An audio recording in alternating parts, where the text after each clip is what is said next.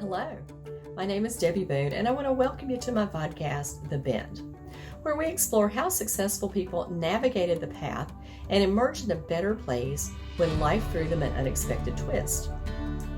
It's inspired by one of my favorite sayings: the bend in the road is not the end of the road unless you fail to make the curve. These conversations will hopefully help you and inspire you to embrace your personal bend and to flourish. I hope you enjoy it, and if you need help with your own personal navigation and you're in veterinary medicine, please feel free to reach out to me at Debbie Boone 2 Manage Vets Consulting. Enjoy the bend and be inspired by our wonderful guest. Welcome.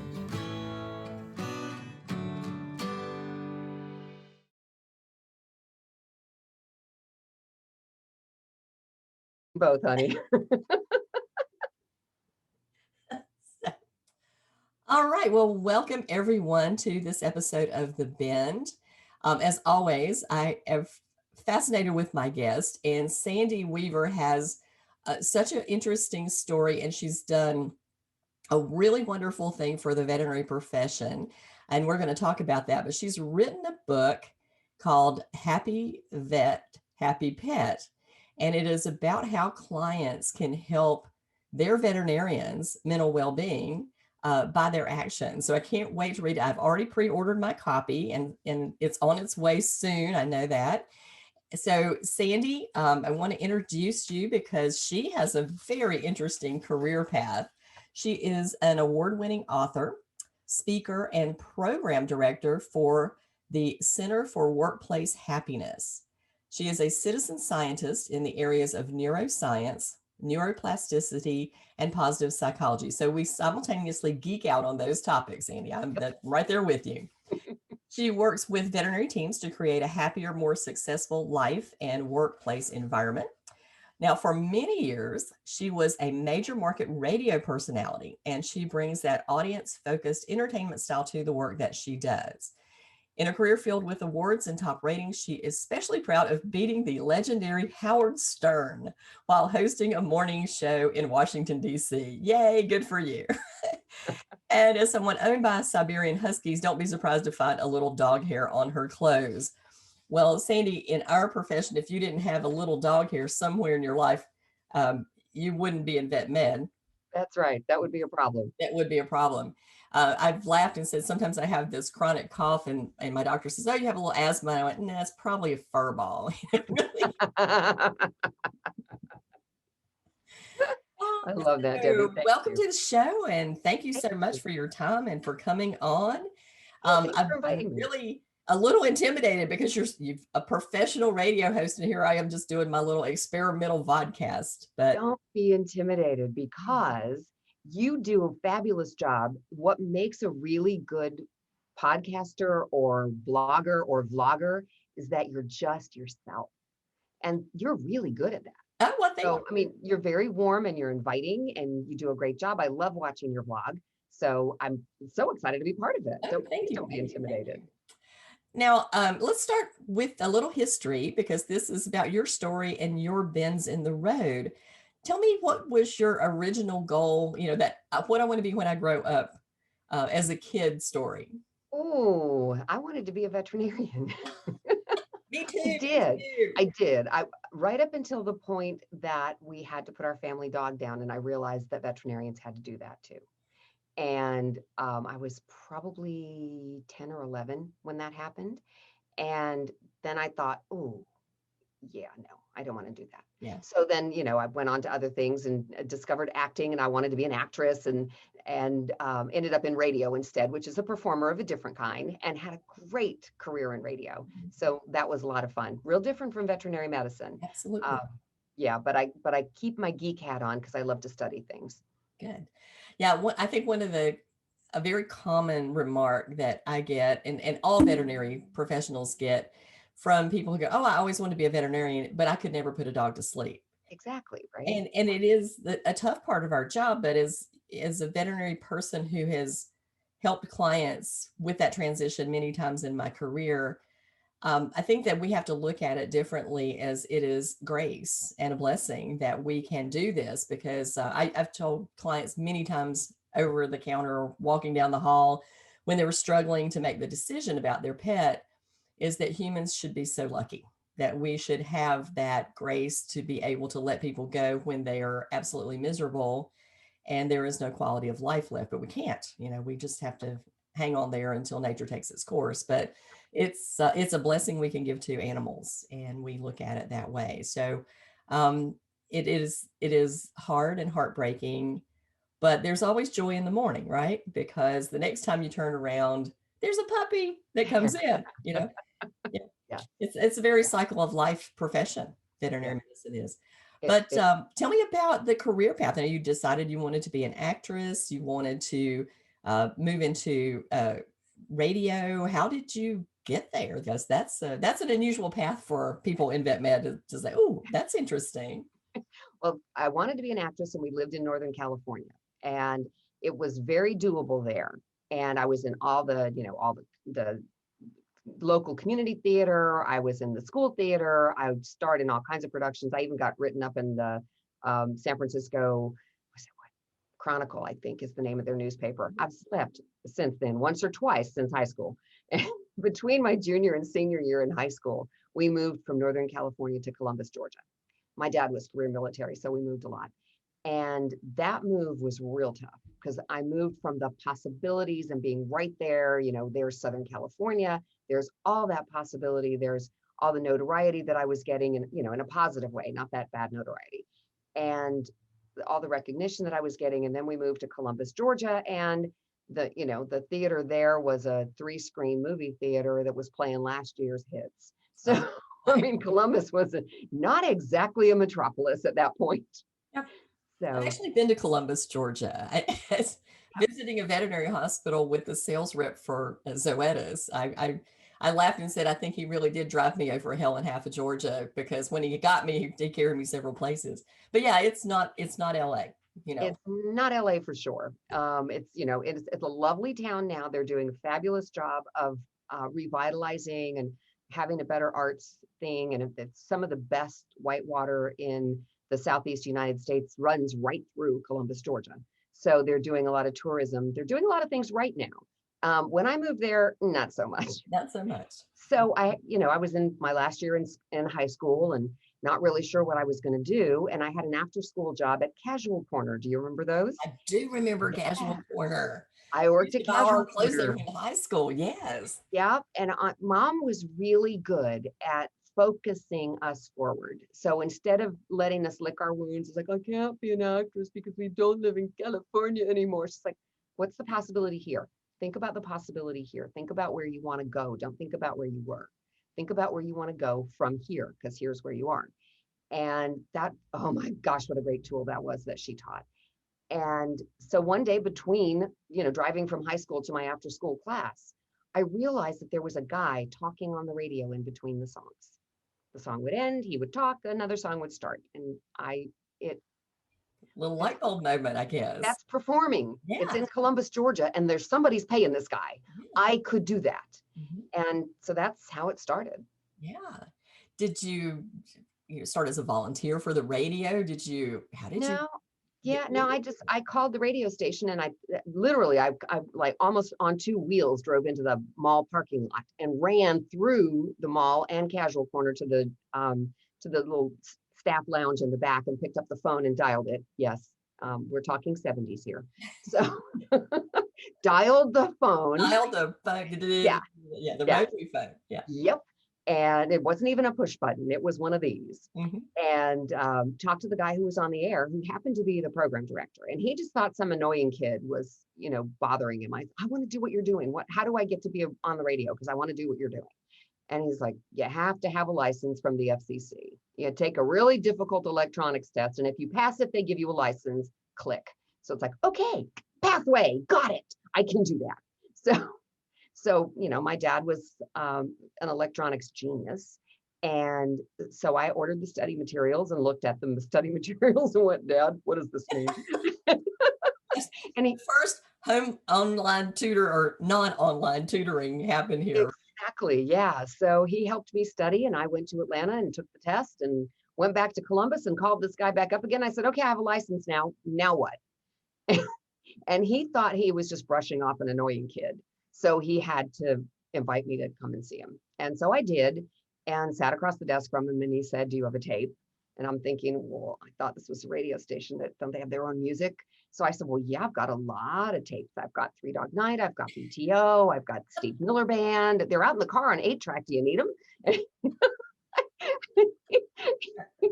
I had to be like the stupidest person he ever saw. Uh, he said, no, a tape of you being on the radio. I said, well, I've never done it, so how would I have one of those? So he put me in the production studio and showed me how to work the equipment and said, make me a tape. And I did. And when I was finished, I went back in his office, and he went and listened to the tape and came back in and would not meet my eyes. And he fiddled around with the stuff on his desk, playing with this piece of paper and moving this stack of stuff. And finally he said, that's the worst tape I've ever heard. You're hired. So what he realized in that horrible tape that I made for him, and it really had to be awful, was that I had figured out how to use the equipment. I picked up the equipment thing fast. So he hired me to run this. It was called the Sunday Morning God Squad. It was the religious and public affairs programming that ran for 6 hours on Sunday morning. And that's how I started in radio. And that's how I learned to use the equipment. And then I paid attention to how the guys sounded. And yes, I mean guys, because there were no women on the air at that point. I paid attention to how the guys sounded. And then, when I felt like I was really good at running the equipment, I went back to my boss and I said, okay, when can I be on the air? When can I turn the microphone on? Because one thing that he'd seriously admonished me was like, never touch the microphone switch. Do not turn the microphone on. Never, ever, ever, ever, ever. If an emergency happens, call someone. We'll come down there. We'll talk. So that was my auspicious beginning in radio. And from there, I moved up the scale and I beat Howard Stern. I did. That's a great story. That's a great And story. then I moved to Georgia, so he didn't have a chance to beat me next time. There you go. But I do love the story of persistence, because I think that anytime that there's a challenge in life, some people just give up and they go, I can't do that because these circumstances have caused me to not be able to do that. I was reading something the other day online, and this young woman was talking about finishing her technician degree, and she says, but I've looked and nobody pays more than $9 an hour around me, and I can't live on that, so I don't think I'm going to do it. And I thought, there's a whole world in the United States that you can move, and why are you limiting yourself to a town of 3,000 somewhere in Texas? Exactly. And that's exactly what she had done. So there's self-limiting that happens a lot. So you moved up into your market, you beat Howard Stern. I don't like Howard Stern. I never have, so I would have been listening to you, definitely. Well, thank you. You would have helped me beat Howard Stern. I would have gladly helped you beat Howard Stern. Yeah. Totally different show. Yeah. So tell me, we were talking a little bit before we started recording, and you said you've had a couple of major curveballs that life threw you. Let's talk through some of those curveballs, because obviously major way to major market, working your way up, and obviously that persistence is a life story for you, obviously. Yes. So tell me about, some curveballs. Well, the way that my career ended, my radio career ended, it ended in 2008. And if you remember back to 2008, that was not really a good time to start looking for new work or anything. The economy just tanked. It's the year I started my business, Sandy. Yes, exactly. Right. That's the year that I started my business too. Only it was not as a professional speaker and trainer. It was as I was downsized from the radio station that I worked at. There was an event that happened. I was working for ABC Radio, and ABC Radio sold to another company that was a very small company and was not capitalized to be able to handle what they had purchased. And they managed it for about 6 months, I think. And on February the 28th, after the stock market closed, they took a huge, like $800 million loss. Ooh. They announced an $800 million loss. And the next morning was Leap Day. 2008 was a leap year. And so the next morning was Leap Day, and it was called the Leap Day Massacre. And hundreds of really established radio personalities, translation, we were the ones who made the most money, lost our jobs that day. So it was the Leap Day Massacre, and I was part of that. Yay me, so excited to be part of that. And that day was crazy. I was numb that day. we'd been cranking along. The station was doing great. I was at my very favorite job I'd ever had in radio because I was in management and I was also still on the air. So I was being able to use both sides of my brain and having a wonderful time with it. And nobody saw that coming. Those of us who were sitting in that room, nobody saw that coming. And we saw our general manager, who had to fire us all that day, cry. He came in gray. And as he had to deliver the news, he was crying. And so that day I was numb. And the next day I was mad. And then the third day, which was Sunday, I just looked at it and I said, okay, moving on. What am I going to do now? And I already had one audiobook client. And I thought, well, okay, I've been using the radio station studios and I knew that he was going to have a new audiobook for me pretty soon. So it's like, okay, I guess I need a studio because I'm going to need to record audiobooks. So I need to build a studio. So I took the spare bedroom in the house and I spent the week digging it out because, spare bedrooms become large walk-in closets. Anyway, they do in my house. I don't know about yours. Yeah. Depends on how much company you have, because I live at the beach. And so my spare bedrooms get occupied by friends, especially in the summer. Right. Yes. Yeah. Well, this one was a catch-all because at that point I didn't live at the beach. I still don't live at the beach. I am soon to be living at the beach. I'm going to be living your dream too, because it's a dream I've always had. So I'm going to make that one come true too. So I set up a studio, started doing audiobooks, started my business in 2008. And so that's like that first little turn. And I'm going to say the husband, I did not make up that phrase. I heard it from a woman who works with people who are in the midst of divorce. And she likes the phrase better than ex because it's just softer and friendlier. And I like it too. So I thought to myself, wow, I'm probably never going to have one of those. And, but I like it. And I'm going to remind people, they don't have an ex, they have a husband. And then just 8 years later, a month before my 30th wedding anniversary, I had a husband too. He was not supportive of me running a business. He wanted me to work at McDonald's. I mean, he really wanted a regular paycheck and he did not want the risk of starting a business and he did not want the uncertainty of income, even though we didn't need me to be working at McDonald's. We didn't. I would have if we needed it, but we didn't need it. And so 2016, I found myself after 30 years of marriage, newly single. So hello, another new shift. So, kick in plan B. And at that point, I had been doing professional speaking. I had morphed out of the, not completely out of the audiobook production business, because I still do that. And I have a couple of radio station clients that I do some work for. But I don't promote that anymore. I still do it when I have time. And I do it for clients that I've always worked for. Barrett Kohler is a publishing house based in California that's dedicated to putting every single one of their titles on audio. And so every now and then they say, Sandy, can you do some books for us? It's like, sure, send them. Or no, I'm sorry, I'm booked. But 2020 was a good audiobook year.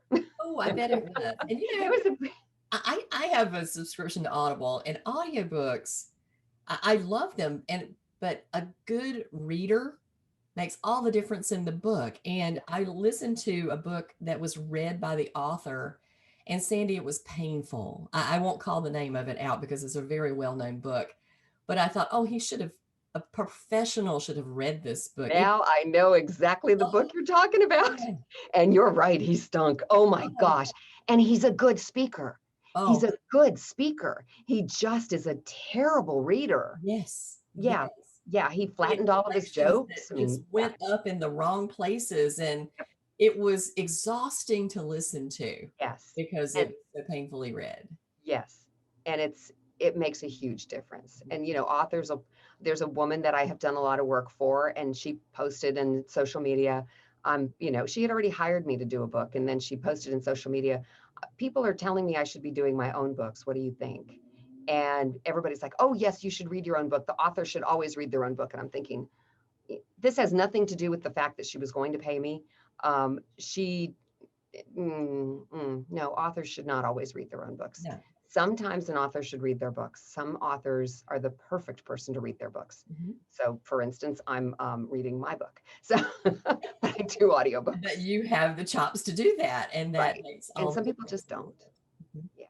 Yeah, yeah. There was another book that a very very famous book that was read not by the author, but I still didn't. That she changed dialects a lot during the reading of the book, Wow. and I thought it was really aggravating. But if not particularly because I'm from the South, I'm from this area, Hmm. and the dialect was inaccurate, Oh, not good. not good at all. No. And she made the main character seem a little wimpy when at the end of it the woman actually kills somebody who's her tormentor. So Oh, this is not a okay. wimpy girl. No, that's not wimpy. The reading, I mean, it just, it just makes so much difference, reading and speaking. And I know that you and I both are professional speakers, and we have both been the I guess the recipient of torment by people who don't do it well and who don't practice what they're going to say, and who Right. don't listen to how they sound. Yeah. There's a tremendous art to doing it, so that you're not boring people to death, or you're standing up there reading a slide deck. I can read. I Yeah. can Yeah. read. Oh, that death by PowerPoint is the worst. Exactly. Somebody asked me one day for my slide deck, and I went, I want you to think back about what were on those slides. And they said, why? And I said, because there's no words on them. And what good Right. will they do you? They're Yeah. just pictures, or maybe a little graph or something every now and then, but there's nothing there for you. Right. Listen to the content. Yeah. And I have a presentation that I give called Connecting Meaningfully Virtually. And it basically is taking what I learned as a radio personality, where nobody can even see you. Not only can they not feel your energy, they can't see your face, but you still, the really good radio personalities make you feel like they're sitting in the room with you and having a one-to-one conversation with you. And that's a that's a skill that anybody can learn. I mean, it's an art when you take it to that level, but it's a skill anybody can learn. And so I do this presentation, and people are always shocked that there's not a slide deck that goes along with it. It's like, excuse me, we're talking about this connection. We're not talking about read this and look at that picture. I love it. In fact, I think you're going to give something like that in our program for vet partners. I am, as a I'm matter of fact, excited to that's see that. exactly what I'm doing. I, Yes. I am excited to see that. I'm giving one on mean people because COVID has made everybody just a nightmare. Yes. And there's a lot of, as you know, neuroscience behind why we're acting the way we're acting. But it Hmm. was a request from the program committee. They called me and said, you didn't submit anything, but would you really like to do this? And I went, I've been thinking about it because they really are agitated. But to say on the other side, the veterinary teams are agitated too. Everybody is agitated. And when you have stressors on both sides, usually there's conflict in some in our very short fuse. Yes. And Con- it comes from a lack of understanding, on not so much on the veterinary side, because they kind of get it, but on the client side, a lot of clients do not get this curbside thing. They oh, just think it's ridiculous. they do. They And they forget that that's a small team in there. And if one team member goes down and it's a contagious virus, it could be the whole team goes down. And then the office is closed and then nobody gets seen. exactly right. For Hello. 14 days, we are all there. And Yep. unless somebody's really sick, like your veterinarian in a one doctor practice, Right. and then everybody loses, everybody's out. So yes, there has to be a very protective bubble Yep. around that group. And my admonition to veterinary teams is you have to push out a lot of communication. You have to Yes. over communicate. You think this makes sense. You think it's obvious to people. It is not obvious to Right. people just because Right. it's obvious to you. And Right. I'm sure these are things that you talk about a lot in your book, because for my side of the table has always been from the veterinary perspective, but I grew up in the hospitality business. So I learned early in life to stand on the other side, to Mm. be the customer, to think what the customer would appreciate, and to try my best to manifest that in service. Right. So in veterinary medicine, we assume that people understand the things that we're saying, because we understand them. We talk about them every day, all day long, over and over and over again. But we forget that our clients don't live in our world and we judge them by our yardstick, and it's incredibly unfair when we do that. So it's all about communication. It always does come back down to Yep. communication. Yeah. Yep. So when you started your business, Sandy, that's I've been there with you, and in 2008, holy cow, talk about a frightening time to start a new business. And if you know what, if I was smart enough to know that, I would have been scared, but I was excited. Yeah. But when you started that, obviously this is a decision to move forward. It was something you were extremely comfortable with. And then you already had some irons in the fire. So I Right. think that probably had something to do with, the safety of having some pretty instantaneous success with it, or at least making a little bit of money. Exactly. Yeah. Yeah, I had that. Plus, I had a non-supportive husband, but the husband was bringing in a good, good salary, Mhm. and we had good savings, and so we really didn't need me to go to work at McDonald's just to make the house note. Mhm. So that was good. And I figured, just as soon as I start making enough money, then he'll be supportive. He'll catch on. He'll see that it's going to work and it'll be fabulous. And boom, off we go.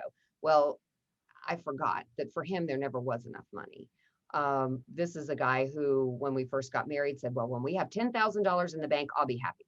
And so we got to $10,000 pretty quickly. And then he wasn't happy. He said, no, we need $25,000 in the bank. Then I'll be happy. And literally, this is a conversation I'm replaying to you. It never was enough. So dumb me for not realizing that, you know, there was never going to be enough of what he considered not good way of making money. It was never going to work. So, but that's water under the bridge. Water under the bridge. Water Exactly. under the bridge. It's Well, nice now because now I don't have all that negative energy. that's So, exactly right. And you yep, you row your own boat, yep, completely in charge of your own ship. Well, I was fortunate. My husband was the opposite of your husband, which is why he's still my husband. And right. after 42 years, but he did say to me, "You've always wanted to do this. Do it. Go for it. I'll Good. help you." And he's retired, so he is my bookkeeper. He keeps up with all my receivables, and thank goodness, because I don't like that. you So know, does he hire out? Can I hire him too? yeah, probably, yeah. He's getting a little bored. He remodeled our house when we moved to the beach, and now he's getting a little bored. So, he I don't know if he would want more books to keep, but he's a very good bill collector. Let's put it that way. Oh, nice. That's good. Yeah, but yeah, starting in 2008, it was a tough time, but like you, I had laid a little bit of groundwork. I'd been doing some consulting for 3 years prior. It's pretty well known in my area in the profession. And I reached out to all the sales reps that had called on me for many, many years. And I said, "Hey, here's what I'm doing. Do you think you could use me?" And because I had built those relationships, they said, "Sure, we'll put you to work." So tell me about your network. How did your network help you? Oh my gosh. One of the things that I did and I had never done really paid any attention to networking because I hadn't run my own business and I'd been in radio. And so I knew people in radio and I networked a little bit in radio to grow my stature in the industry. And so when I started my own business, I'm like, okay, so how do I get clients? And I ran across this coach in Athens who was running a seminar called Get Clients Now. And I went to her Get Clients Now seminar. And one of the things she suggested was networking. And got this scale, introverts, extroverts. I really fall much closer to the introverted end of the scale most of the time. So networking meetings felt really awful to me.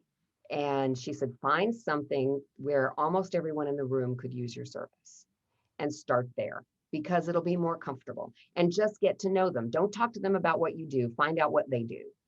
And so I started going to National Speakers Association Georgia chapter meetings because I figured speakers have recordings, or maybe they want to do a podcast, or maybe they want to, edit their recordings and sell them or whatever.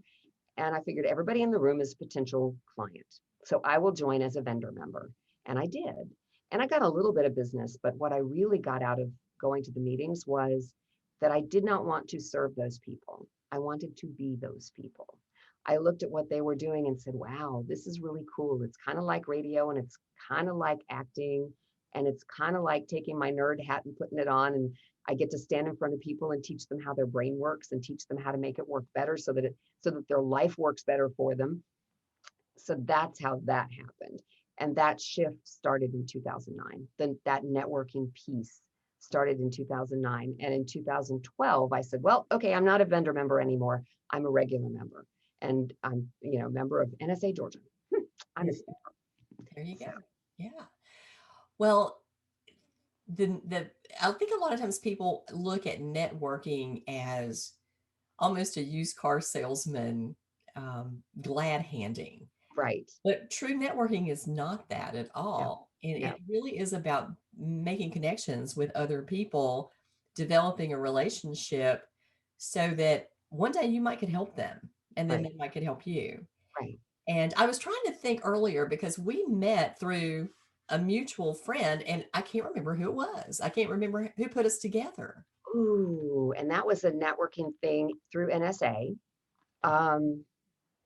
Oh, dang. I wish I had pulled that up before this because I can't remember who it was either. But I whoever just it was, thank you, thank you, thank you, thank you for introducing me to it, Debbie because she rocks. oh well, thank you. And in reverse, because Sandy is a fascinating person, and we really clicked since the very first time we just had this random conversation. Yep. But for me, I am always fascinated with people, and I laughingly tell people, you don't sit beside me on an airplane because I'm going to find out about you. And I've had some amazing conversations with people on airplanes because Yep. if you just are curious, I Hmm. think that's it, to find out what people do. And it's always for me, because I grew up into my family business and then I worked in veterinary medicine. And so I've had two jobs most of my life. But there are people who've had multiple jobs. And I just think, how cool would that be? I almost wish I'd had more jobs because it would have broadened my perspective. And so I have to borrow perspective from other people in my network. And that's what's fascinating to me. So good networking really is just meeting a potential new friend. That's the way I look at it. Exactly. Mhm. Exactly. So say more about borrowing perspective. That's an interesting junction of words. Well, if you think about it, we all have tunnel vision. We are in our own little world and we're kind of insulated and isolated. And so we only see things through our own biases and where we grew up and our culture. And if you talk to other people who have had different lived experiences than you do, you can't live their experiences, but you can borrow their experiences. You can learn how it feels to be that person. One of the people that I spoke with early on in my podcast is Bridget McGowan, and it had we spoke. Bridget is a Black woman and a very successful entrepreneur. She owns a book publishing company and she's a speaker coach and she does a lot of wonderful things. But I never met her. It was a LinkedIn connection that we just kind of had a mutual interest, and all of a sudden we connected. And I thought she'd be a fascinating person to interview, and so I just reached out to a random stranger basically and said, "Hey, how about us doing that?" But it was right after the George Floyd incident. And I took the opportunity to talk to her a little bit about how that felt for her. Hmm. And so I got to borrow her lived experience because I couldn't be her. But I said, Bridget, to me, this constant fear feels like this. And this is the only, I've thought about it. So I tried to empathize myself into her position. And I said, it seems like when I'm traveling alone, and I've traveled all over the United States by myself, airplanes, rental cars, driving out to little veterinary hospitals in the middle of nowhere, getting in cars with sales reps I've never met. There's a little bit of caution, fear. It could be intimidating to some people. I've had people who are my close friends going, I couldn't do what you do. Well, yeah, you can. You could do what I do. But I said you're always wary. You're always watching. Your eyes are in the back of your head thinking, I've got to watch walking down the street by myself. I've got to be careful in the parking decks. I've got to cautiously go through life. And I think all women feel that, but when you're alone and traveling, it ramps it up even more. Mhm. And she said, Debbie, that's it. That's it. And I so appreciate that you thought that way, that you tried to put yourself in my position. And so I think if we spend a little more time borrowing or um, taking advantage of having a conversation with somebody who doesn't think the way we think or live the way we live or have that same experience that we do, that we become much better people, much wiser people. You know, and Yep. our goal in life should be wisdom. Yes. I love that. And that when you were talking about that, my mind was going back to another great lesson that mom taught me. And she said this a lot, and my brothers, put yourself in their shoes. So that's borrowing their perspective. Put yourself in their shoes. How would you feel if you were in their position? So thank you for that. That's great. And Oh, well, isn't you're it nice welcome. to be able to make somebody else feel heard and understood when you do that? Yeah, yeah. Bridget said, I feel like we could talk forever. It was a really wonderful conversation. And this was a conversation after the interview. We talked for about Oh an hour wow. after the interview. Oh wow. How cool Um, is that? yeah, so it was really, really cool. And it was, it's fairly raw. And I grew up in the South, and you're a Georgia girl now, and you realize that. And I think that I grew up, fortunately, I think we had good moms, because my mom said, I don't care who you are, money's green, I'm going to serve you no matter what. And as a child growing up in the South, I remember the very first Black couple that sat in our dining room when integration happened. And I was in schools when schools were integrated. But for me, I grew up in the kitchen full of Black people that I considered my family. So I didn't get what the big deal was. These Right. were people, these were my normal people. These were people I loved and I grew up with. And so, that, of course, how we grow up has a lot to do with our adult biases. Yes. And yeah, so it was a very interesting conversation. But I want to get back to you, because this is about you. Um, so tell me about the greatest challenge you had, other than the husband, in creating your company now. The greatest challenge in creating my company is that I'm a very creative person and selling does not come naturally to me. So I just kind of go, okay, the right people will come. And the right people do come. When I try to force it and try to go, okay, I'm going to make 10 sales calls today. Eh.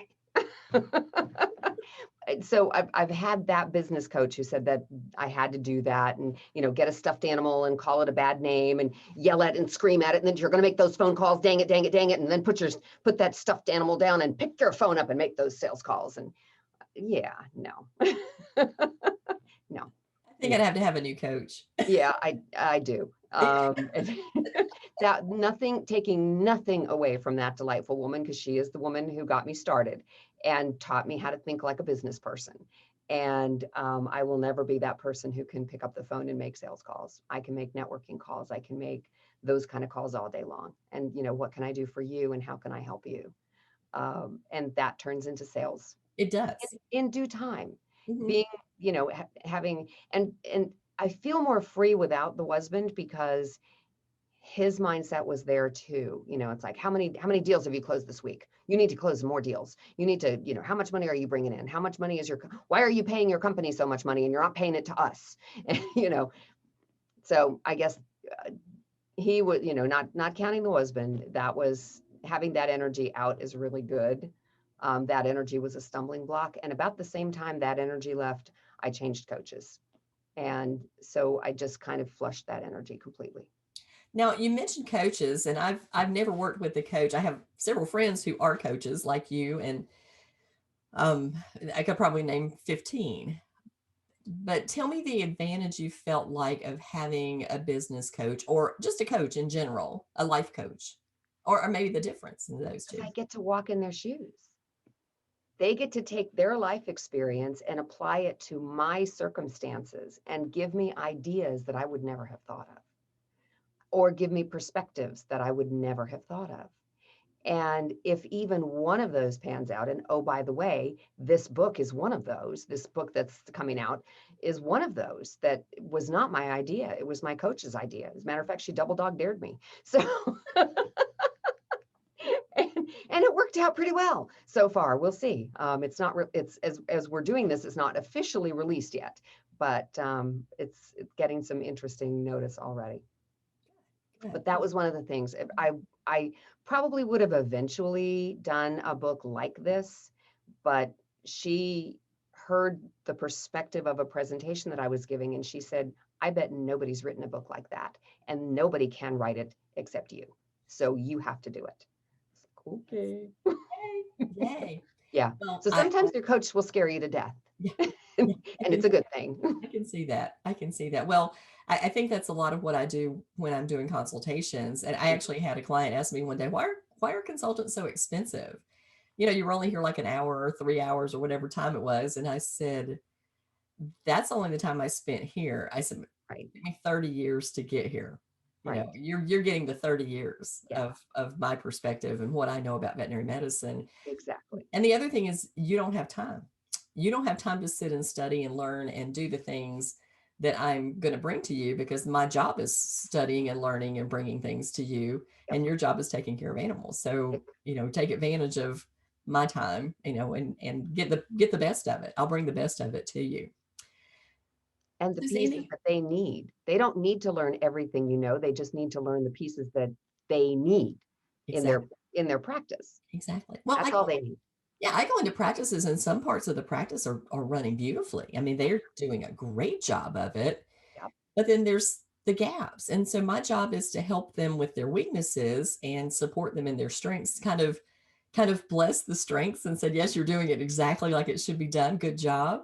Because that's important too. That's a confidence builder that says, Yep. okay, if I can do that well, Yep. I bet I can do the other stuff well too, even though I'm Yep. not as comfortable doing that. Because sometimes we have to get out of our comfort zones to do, what makes us great out there Mm-hmm. in life.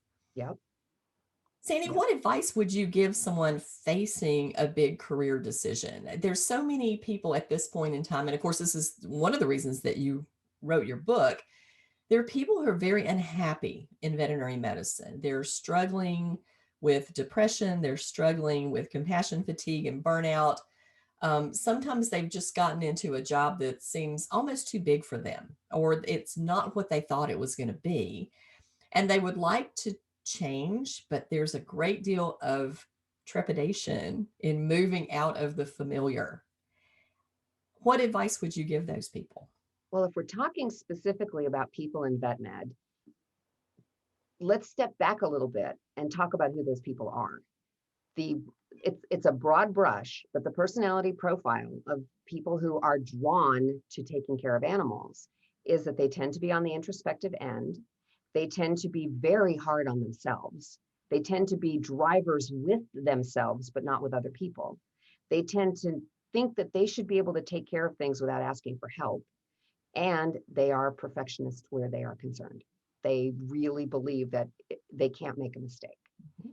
And people like that tend to have a very hard time with change, Mhm. because it's very frightening, because all those pieces, those personality pieces of like, no, I'm here. I've committed to this for my whole life. I've wanted to be a veterinarian since I was 10 or 12, which is very typical.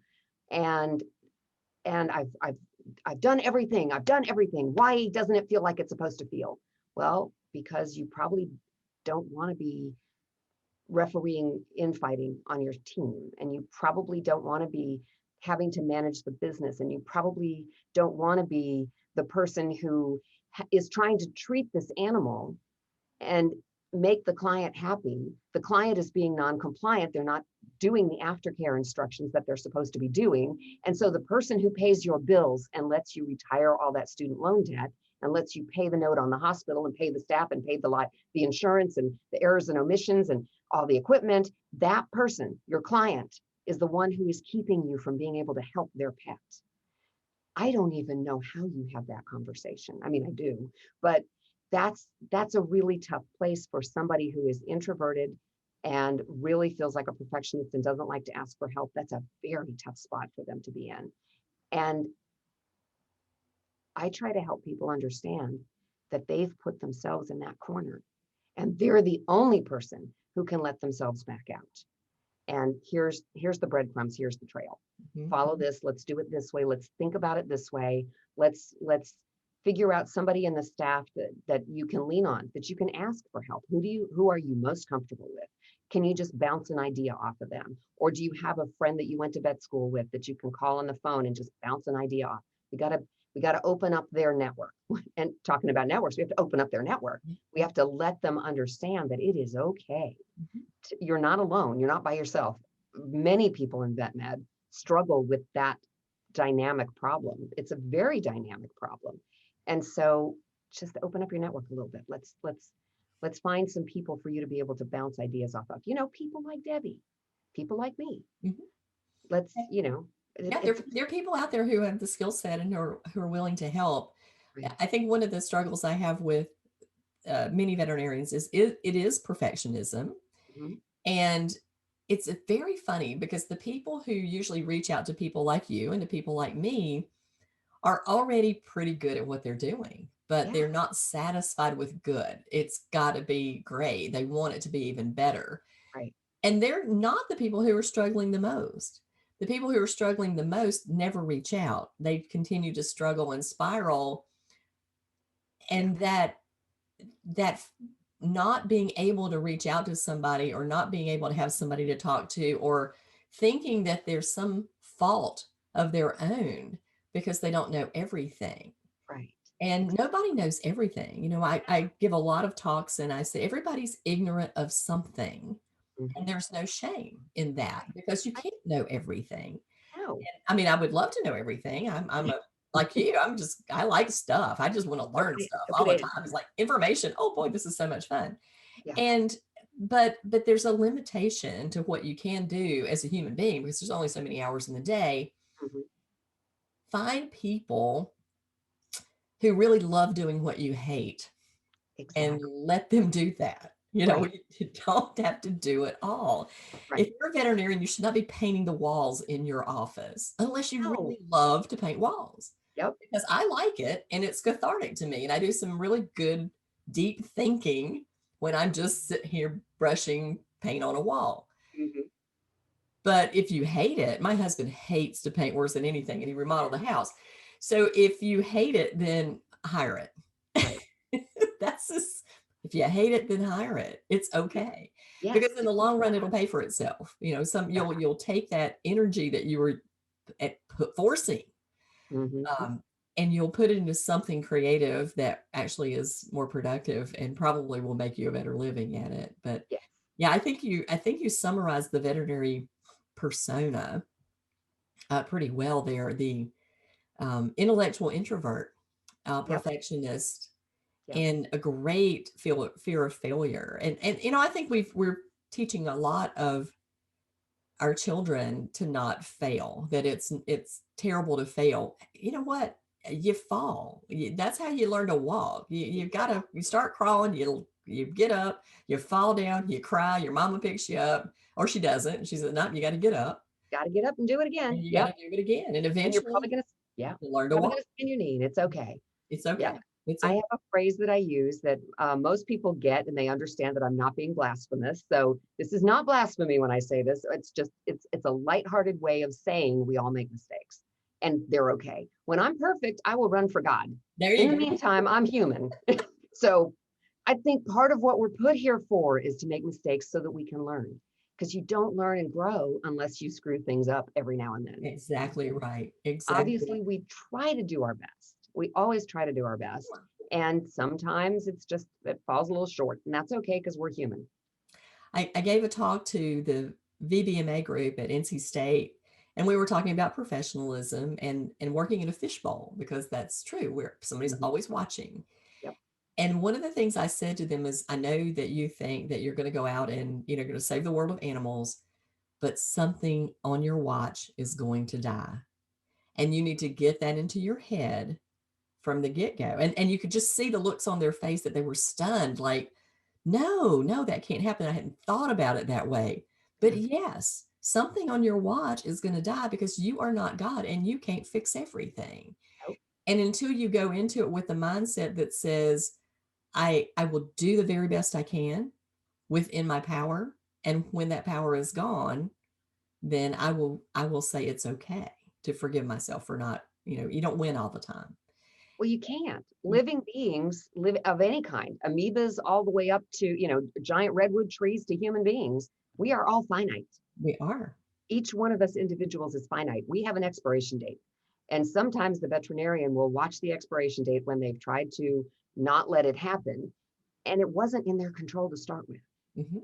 It just wasn't. You do Yeah, the best you you can. do the best you can. I think our greatest frustration, and I'm sure you address this in your book, is that when we can and we're not allowed Yeah. because our clients are putting up roadblocks for us, Yep.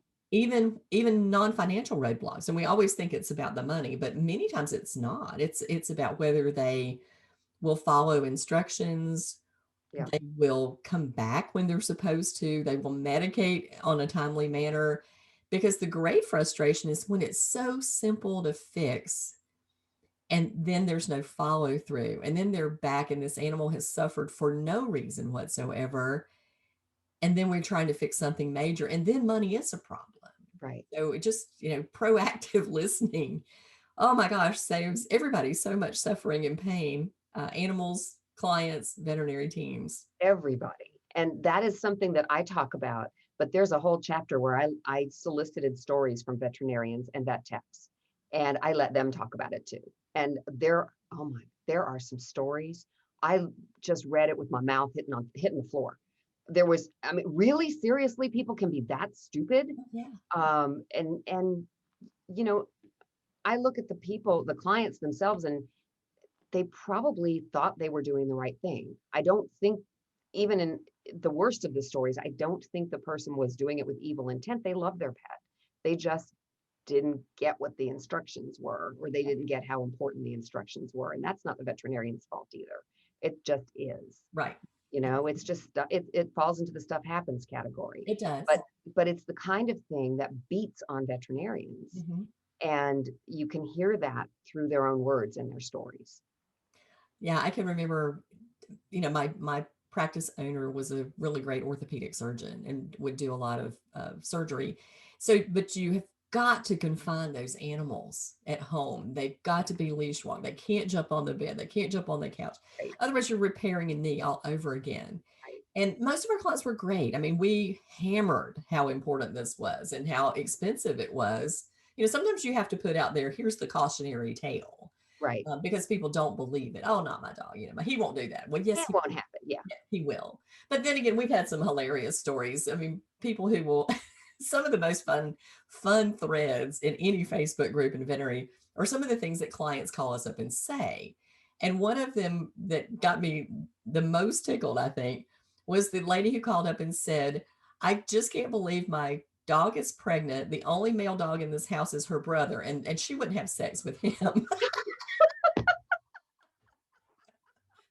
Brother, she wouldn't do that. And, No. Because she's human and she understands and she incest. understands that. That's right. That's right.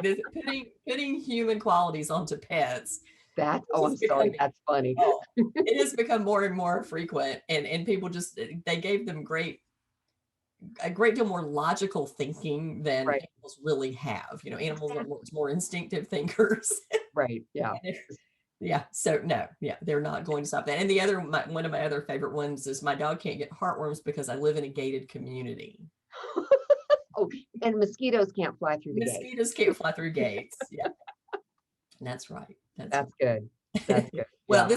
this is really, I could give you a whole list of stuff. Oh man, we need to do a whole show just on stories. Just the stories, just some of the stories. So Sandy, I don't want to take any more of your time, and I appreciate the time that you've given me, but do you have any final words of wisdom out there? I know that you're a coach, and that you've spent a lot of time teaching teams just like I do, but tell me just, life wisdom, what you got for us? Everything is as good as you make it. All of life is lived right inside here. All of it. All of it. All of it. So it's Exactly how right. you perceive the world, it's how you perceive events, it's how you it's all right here. Everything is right here. And so if you don't like the life that you're living, work on fixing this, because you fix this and all of this gets fixed too. Exactly. It's astonishing. It really is astonishing. Yeah, it really is. I call it the self-fulfilling prophecy. Uh-huh. And when I'm teaching, I say, okay, here's the way it works. So you get up in the morning and you hit your toe on the nightstand and you go, son of a, and you go, oh great, this here goes. The rest of the day is going to be like this. And sure enough, that's what your mind finds. And Hmm. every time that there's a glitch, every time anybody's difficult, your mind is going, see there, this is the way, this is the way your day is going, this is the day. Instead, if you get up in the morning and the exact same thing happens and you curse a little bit, lamp around, walk it off, and you go, okay, well, that's over. From now on, the day is going to get better because this is the worst event of the day. So from Hmm. now on, the rest of the day is going to be good. Well, your mind says, okay, let me find that. And Right. it will start to find the good things. So it is really about controlling your own emotions and teaching your brain to find what you want it to find, and not being so I'm not talking about Mary Poppins here, that you're ignoring negative things that are happening, but to be realistic about how many positives and negatives do happen in a day, because there's many more positives than negatives. And those perfectionist veterinarians suffer greatly when one client out of 1,000 fusses about something, but the 999 think you walk on water. Exactly. And they Think can't about the focus on the one. Yeah. Yeah. Mhm. They don't focus on the ones that think they walk on water because, well, they do walk on water, except for with this client. Except for with And this one. yeah. Yeah, So yeah, it's not woo woo and it's not Mary Poppins. It's neuroscience and neuroplasticity. And exactly. you can teach your brain to treat you better. Yeah. So a lot of times what I say to people, and it takes a little while for this to sink in because it sure took a little while for it to sink in with me. This is a computer. This is like the hard drive in my computer, and I can reprogram it if I want to. And neuroplasticity tools let me teach you how to do it too. So it's much easier and much harder than most people think it is because we Garbage get it. in, garbage out. Yeah. Yep. And our brains like to run patterns. And Mhm. so we've got this pattern we've been running our whole life that says if I stub my toe, then I have to be sad about my hurting toe all day long. So did I have a bad 30 seconds that just I let happen and go away, or I had a bad 30 seconds that I let influence the rest of my day? The rest of my day. Yeah. Mhm. Yep. So We all live in our own head. We exactly. absolutely do. It's all right here. Yeah. All of your life right there. Well, now I have some favorite neuroscience books. So I'm going to ask you, do you have some favorite books that maybe talk about neuroscience or anything that you think will be helpful for the audience? 'Cause I always like a new book recommendation.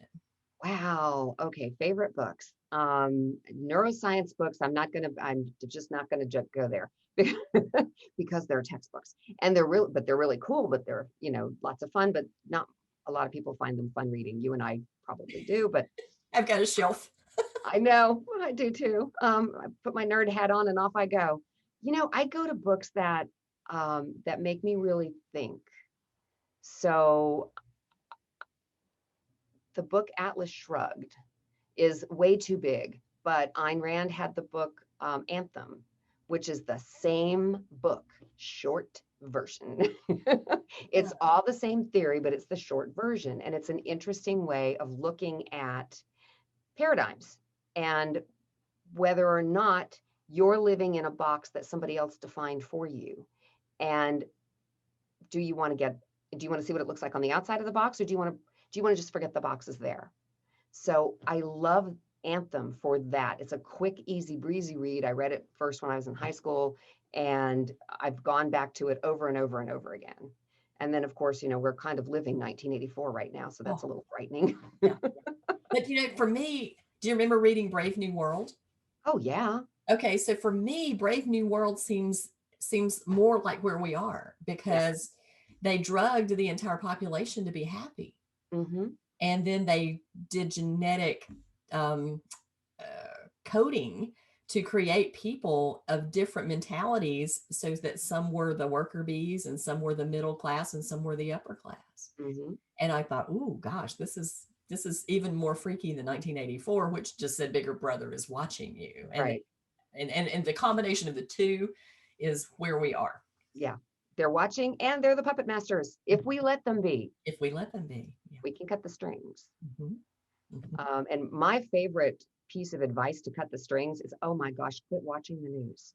Oh, yeah, Stop watching the news. Don't watch the news, because the news is now nothing but a show that is designed to get ratings, exactly. because ratings make them be able to sell advertising, and advertising is how the station stays in business or the network stays in business. And so it's a business. It's not news anymore. Yeah. It is sensationalism, and it is pitting one side against the other. And we've seen that ridiculously badly. Mhm. Um, it's just too slanted. If the news was really what the world was, you'd have an hour-long program with about a quarter of a second of zit, and that would be the bad things that happened in the world that day versus all the good things that happen in the world. So stop watching the news, focus on the good stuff. Yeah, exactly. My husband and I watch News Nation, which is refreshingly just the news. Mm, We miss Walter Cronkite. No opinion, just here's what happened, then you decide. And I exactly. think this is our problem with social media and algorithms. And you and I know how the game is played because we Yep. know about advertising and marketing. Yep. And you being in a radio, knowing market share is very important to Hmm. cause your commercials on your radio to be much more expensive in one time slot than the other. Exactly. But I think again, people are naive because they don't educate themselves about how this game is played and they are being manipulated for money. And it's all comes back to the money. Yep. Um, yeah, and this is something we could talk about a long time. But anyway, we don't, we better not.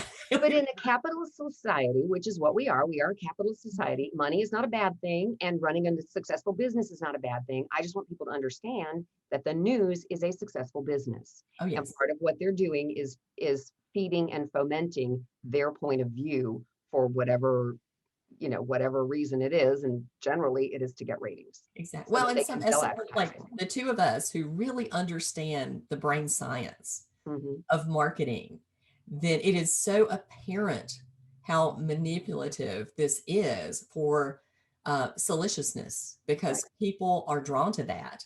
Yep. And the more salacious something is, the more attractive it is, the more eyeballs it gets, the more eyeballs it gets, the more money it makes for the advertisers. Hmm. So it is a cycle that is leading us down to the path where people storm the capital of our country, and we better get our act together. Yep. We better wise up. Um, Thank you very, very much for your time today. We are neuroscience geek sisters, and we could really talk about this a lot. But I appreciate you sharing your story and some insight into how you just persistently move forward when and it is a mindset, a persistence and mindset that says I can overcome and we can get there, um, and not to be afraid to take a risk because only through risk do we succeed. We just if you're going to always play it safe, you're never going to be anywhere but where you are. That's exactly right. That Yeah. is exactly. And you know what?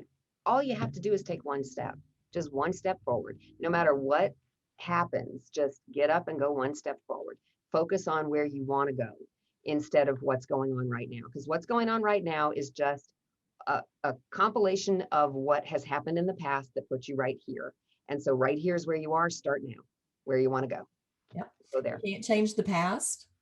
You can't Nope. control the future. Nope. Do something in the present and move forward It's where all of our power is. It's right now. right now. Right now. Yep. Thank you so much, Sandy. I appreciate your time. Thank you, Debbie.